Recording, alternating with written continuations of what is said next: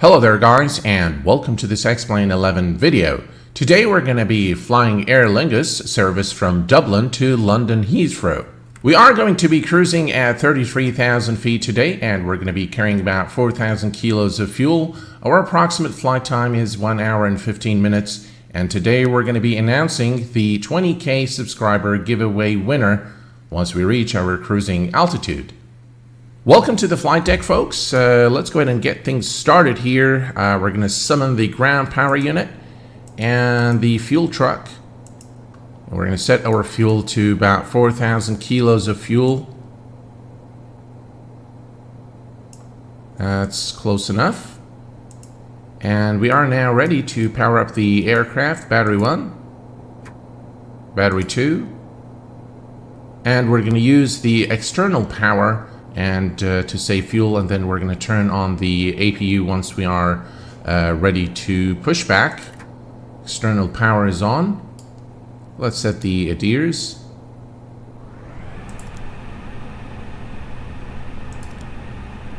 And the ADIRS are now set to nav mode.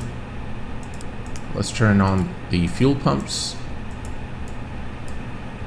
And we're going to turn on the seatbelt signs and non-smoking signs, and we will also arm the emergency lights.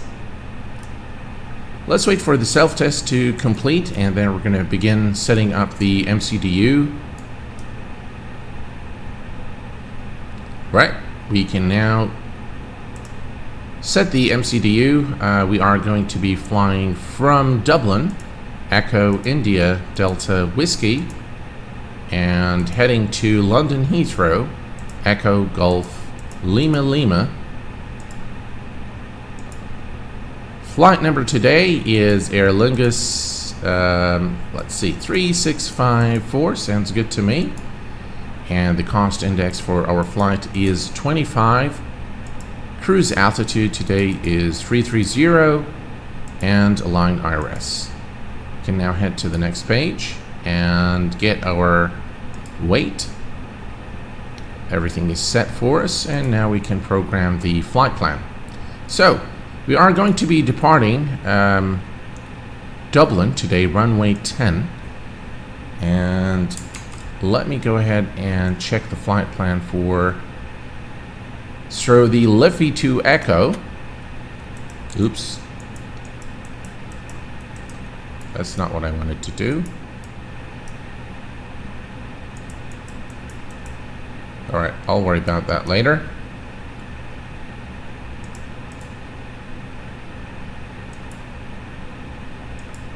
Then plan, and from here we'll select our airways. So the first airway we're going to take is Uniform Lima 975. Uniform Lima 975. And we're going to exit this airway at Whiskey Alpha Lima. Whiskey Alpha Lima. And then we're going to take the Uniform Yankee 53.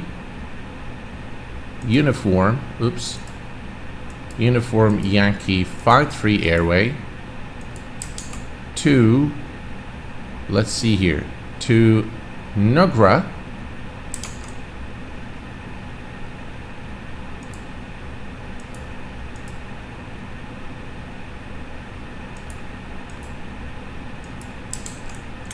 And then it is our star into London Heathrow, the Bova 1 Bravo.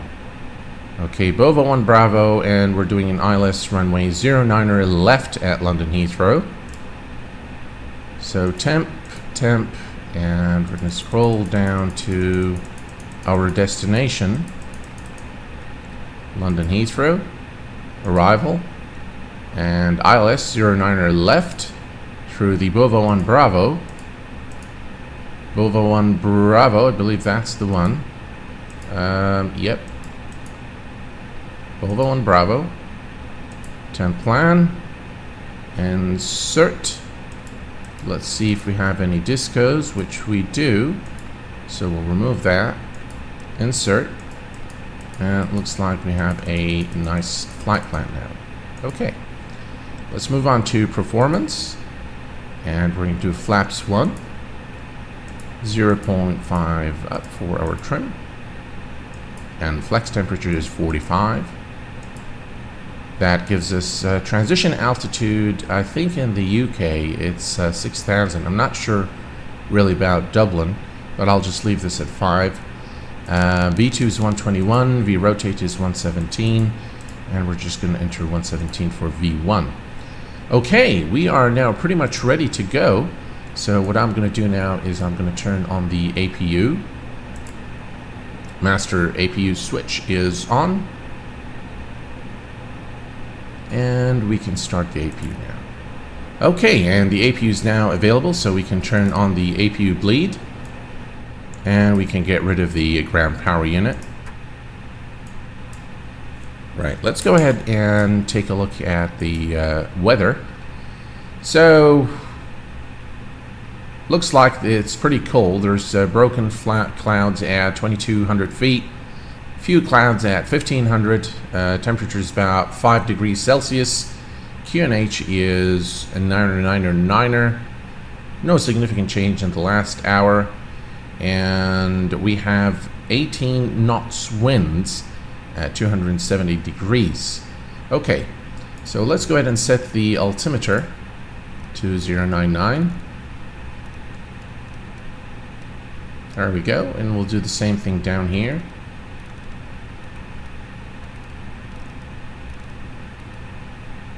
And that is also set. And what we can do now is we can call the pushback truck after we set our altitude to 33,000 feet. All right, we are good to go. Let's go ahead and call the pushback truck.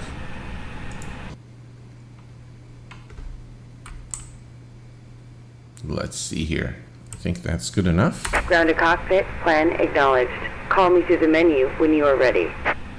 All right, we're going to turn on the beacon light on, and we're going to call the pushback truck. Ground to cockpit, tow is driving up. By the way, there is still a problem with the aircraft in relation to the pushback truck. What I've noticed is that no matter what I do, once the pushback truck is ready to push, I need to press on the left or the right rudder for the pushback truck to actually complete the push. So I'm not really sure why that is, but that is the case only with the Flight Factor A320. Another problem that still isn't fixed is the wheels heating up. So as I taxi, the temperature of the wheels start rising quite rapidly. And if you have a long taxi to the runway, you will definitely get a warning. All doors and hatches are closed. Ready to connect. Okay, so you'll definitely get a warning as you roll down the runway. So I hope that those issues can be fixed in the near future. For now, what I do is I actually use the local map to move the aircraft close to the runway so that I make sure that I have enough time before the wheels heat up for takeoff. Tow connected and bypass pin inserted. Release parking. Starting pushback, and you may start engines. Okay, so now actually nothing happens. As you can see, the truck is standstill until I push on the, let's see which one it wants this time. Ah, there we go. So this time it's the left rudder. So once I push the left rudder, as you can see, the pushback truck started actually pushing the aircraft. Okay, let's go ahead and start our engines. Right, we'll start with engine number 2. And let's go ahead and start the engine number 1.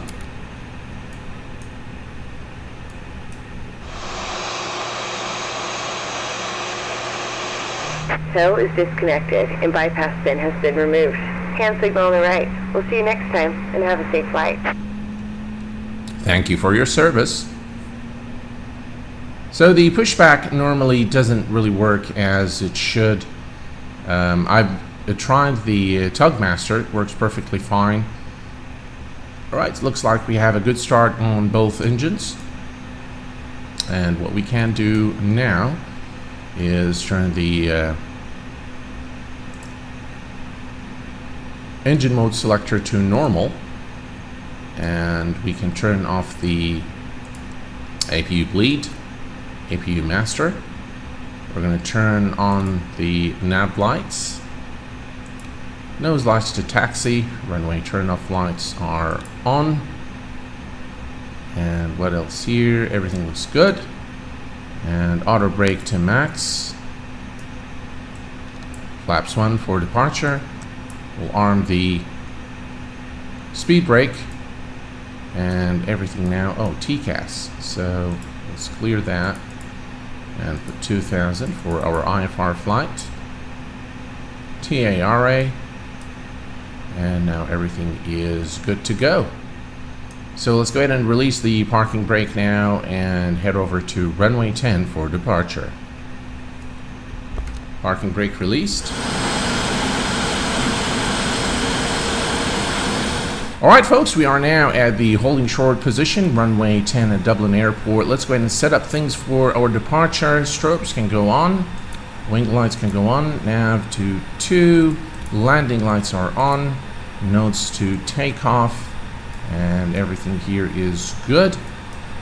Let's see here. We're going to do a takeoff test. That's fine as well. Let's release the parking brake and let's go.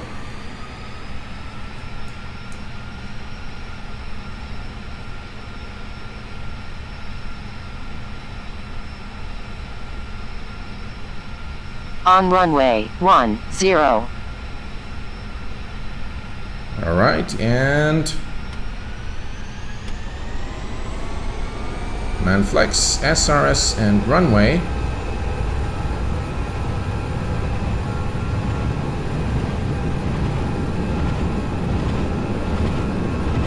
We're coming up to our V1 speed, V1, and rotate. Very difficult to control this aircraft on the ground, not sure why. Right, positive rate, gears going up.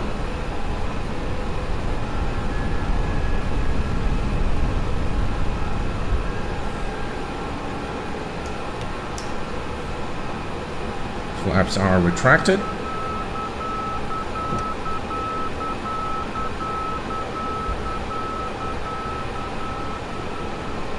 Flying thrust. Autothrottle is now engaged. And autopilot 1 is engaged.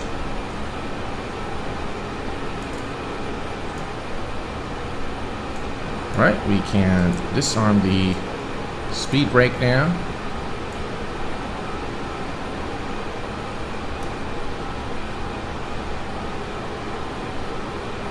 And of course the maximum speed below 10,000 feet is 250 knots.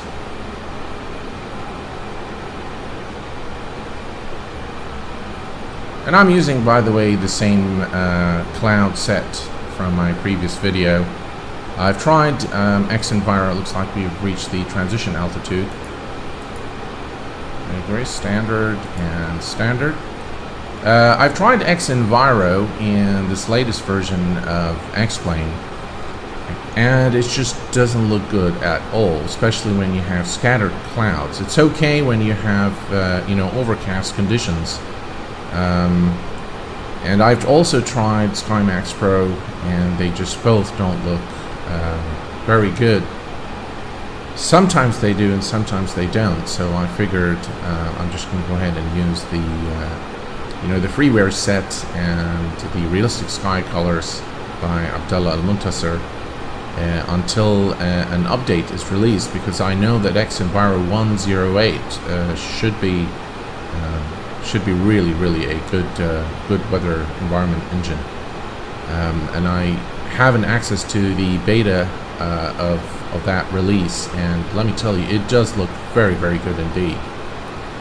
Alright, so we're going to now climb to 33,000 feet, And as you can see, the aircraft MCDU is also managing our speed.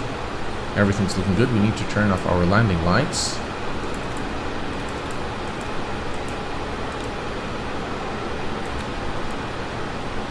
Alright, all looks good now.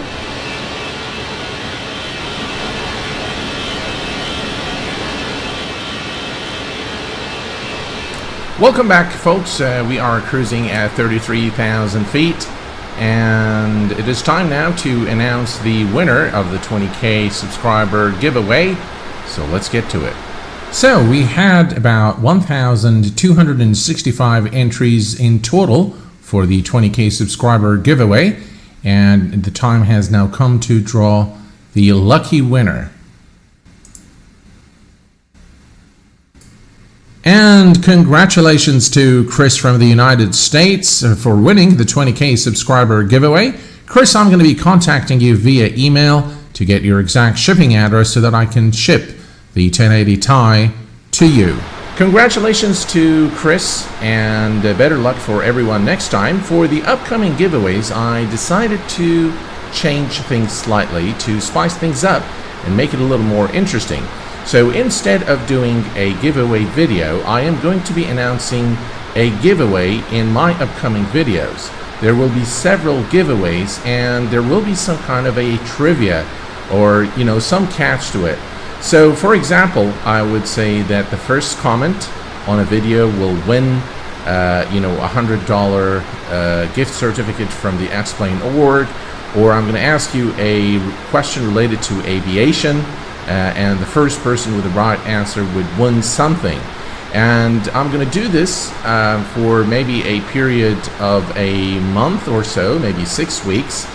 So I'm going to be giving away an additional 6 items. They will range from a copy of Explain 11 to maybe a copy of P3D, some airport scenery, some aircraft, or the winner of a particular giveaway can tell me what they want, and I will give it to them.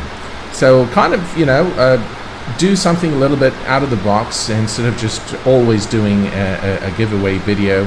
I think you guys deserve it, and hopefully, you know, those of you who are wanting to have a specific aircraft can win something that way. Alright, so a question that I get asked a lot, we need to enter our destination data, is how do we engage the autothrottle in an Airbus? And this is a question that comes normally from those who are Boeing fans like myself. So when you're ready to take off, after you bring N2, or is it N1?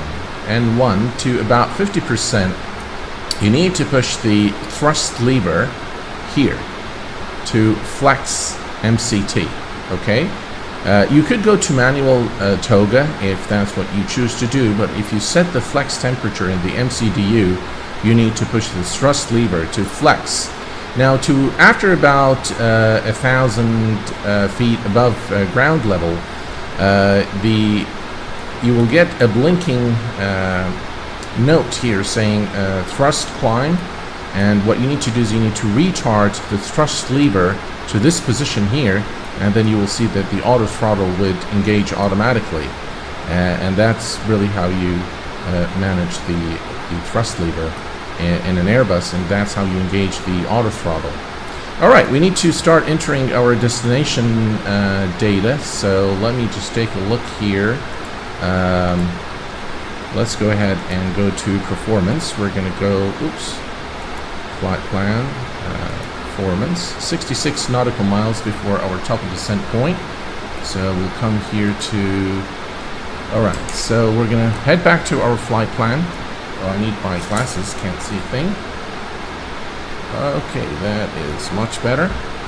Alright, so London Heathrow, QNH is 0990, so 0990. And the temperature at is, wow, 4 degrees.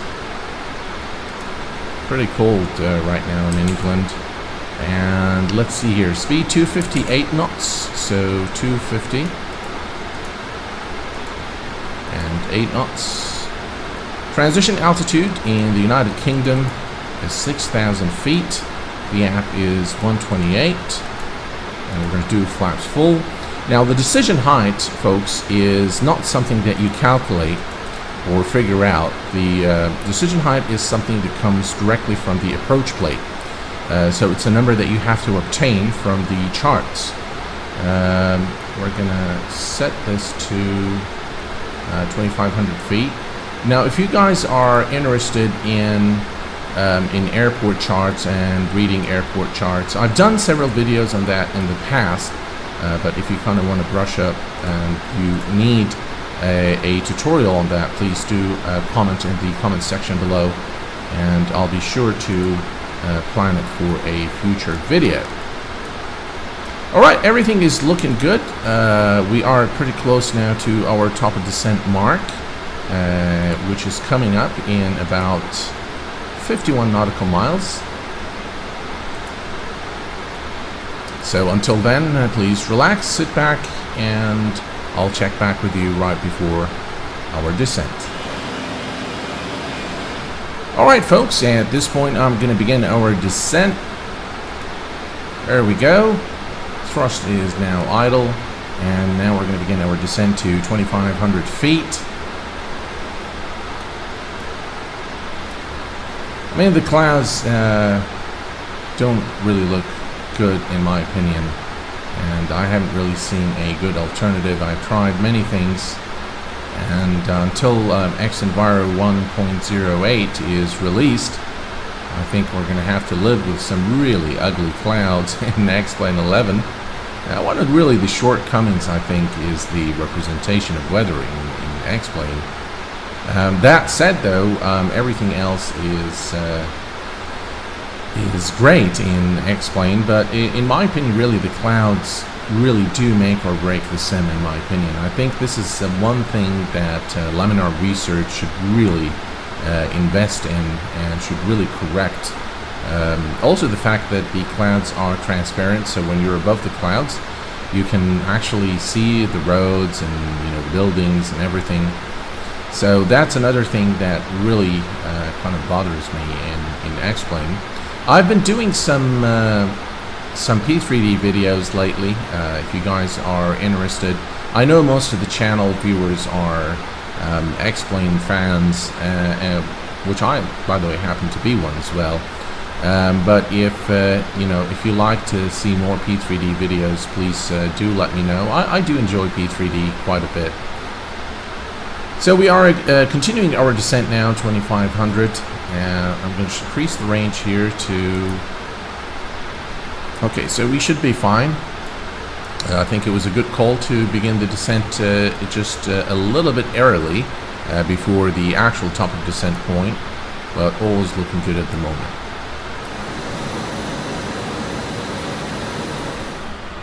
Welcome back, guys. We are now approaching 10,000 feet. So let's go ahead and turn on our landing lights.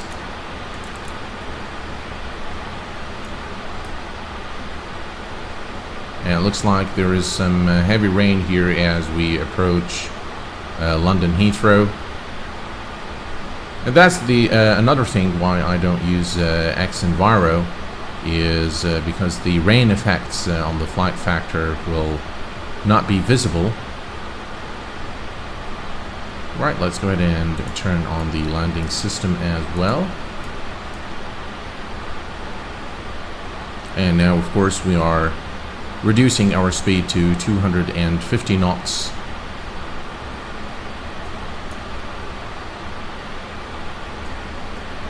Let's decrease the range, and as you can see, this is our turn here into runway 09er left.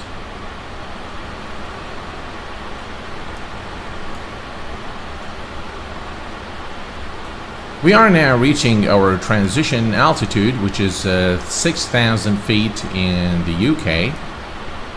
And as you can see, the weather is pretty bad at the moment. Visibility is pretty bad, and I will make a decision as we approach London Heathrow whether to do an auto land, considering the weather. The approach phase is now active. We're pretty close to London Heathrow, and as you can see, the MCDU has now started reducing our speed. We are now at about 220 knots, and we're going to maintain our current altitude of 2,500 feet until established. Right, and we're going to go ahead now and do flaps 2, and we're going to hit the approach button if I can find it. There we go.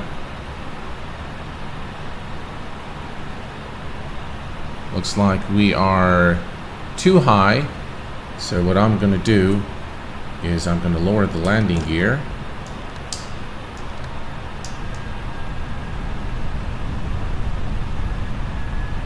Right, and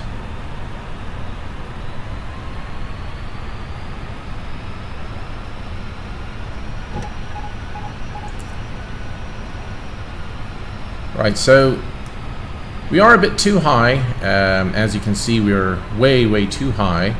So what I've taken over now from the autopilot, and we'll try to land the aircraft. Now I know a lot of you guys will say go around. It's just that the time factor for me is a problem, so I do need to attend to the family. So I'm going to try to bring the aircraft to a safe stop on the runway. 1,000.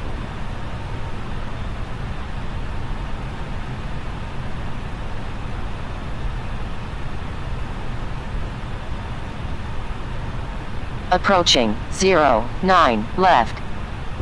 And now we brought the aircraft back on the glide slope, so all's looking good at the moment. 500. 500 feet to go. 400. Land green check.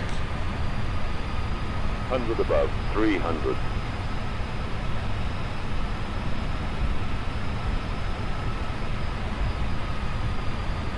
Minimum 200.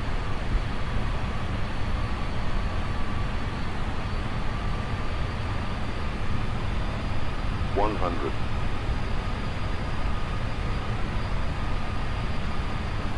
50. 40. 30. 20. Retard. That was a pretty hard landing. Yeah, that was a terrible landing really at London Heathrow. Sorry about that, guys. And as you can see now, the brakes, the wheels are hot. Look at that temperature here. So that's another problem with this aircraft that still hasn't been fixed. So I hope that you've enjoyed this video, despite the really terrible landing at the end. I hope that Chris is going to enjoy his 1080 Ti once it reaches him. And until next time, please take care of yourselves and each other. And I will see you all very soon in another video. Thanks for watching, guys, and bye-bye for now.